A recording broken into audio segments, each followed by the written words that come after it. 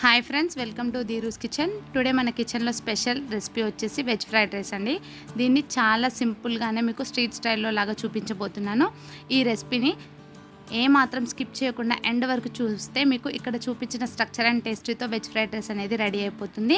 మరి ఎందుకంటే లేట్, ఎంతో simple and tasty veg fried rice తయారీ విధానం చూసేద్దాం. ఫ్రైడ్ రైస్ చేయడానికి ముందుగా ఇక్కడ నేను పాన్ పెట్టుకున్నాను. ఇందులో ఒక 2 టేబుల్ స్పూన్ల ఆయిల్ వేసుకున్నాం.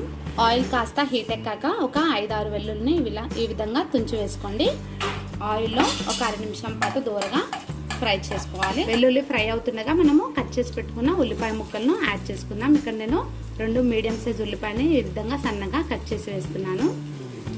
బాగా దూరగా ఫ్రై చేసుకోవాలి ఉల్లిపాయలను కూడా.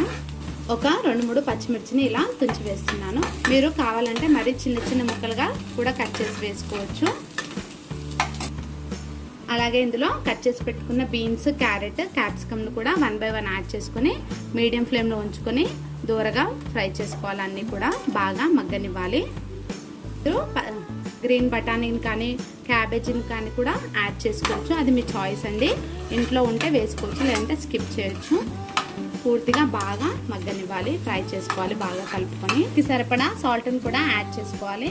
ఇక్కడ మీ క్వాంటిటీని బట్టి మీరు సాల్ట్ అనేది యాడ్ చేసుకోండి.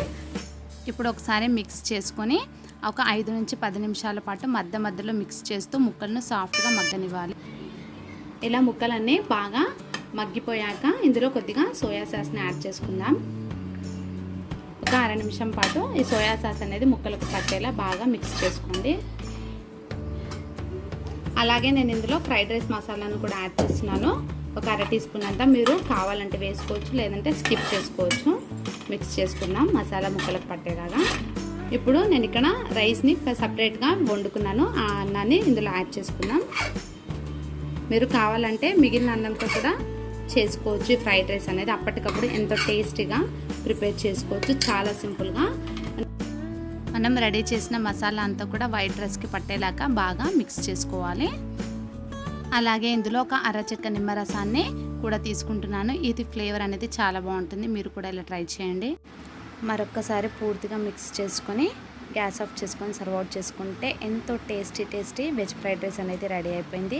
ఇది నైట్ డిన్నర్లోకైనా మధ్యాహ్నం లంచ్లోకైనా చాలా అంటే చాలా టేస్టీగా ఉంటుంది. ఫ్రెండ్స్, మీరు కూడా ఈ వెజ్ ఫ్రైడ్ రైస్ని నేను చేసిన విధంగా ట్రై చేసి ఎలా వచ్చిందో నాకు తప్పనిసరిగా ఫీడ్బ్యాక్ తెలియచేయండి.